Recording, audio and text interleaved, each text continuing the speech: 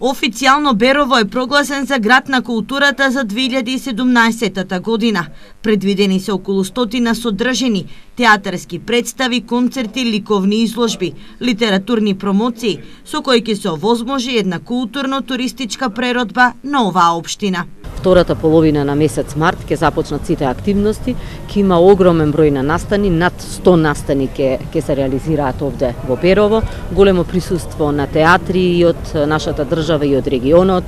Ќе настапи и македонската опера и балет со солисти, со балетот, ќе настапи и софиската опера, така да ќе има голем број на настани, значи и за помладата популација и за постарат и за сите генерации.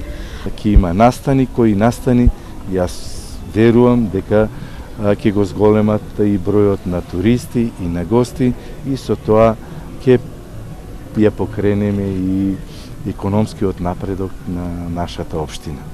При денешната посета на Берово, министерката го посети и манастирскиот комплекс Свети Архангел Михаел, за да се зачува манастирот кој е изграден во 19-тиот век. За конзервација и реставрација новој манастир Министерството за култура издвои 8,5 милиони денари. Минатата година беа издвоени 4 милиони денари, значи за оваа прва фаза, а веќе оваа година до крајот на годината ја завршуваме и втората фаза, каде што ќе се работи на зајакнување, на консолидација, значи на столбовите на црквата и декорација и зачувување на интериерот и декоративните елементи. Манастирот Свети Архангел Михаел е и единствениот манастир во државата, каде што монашкото сестринство изработува мозаици од камења.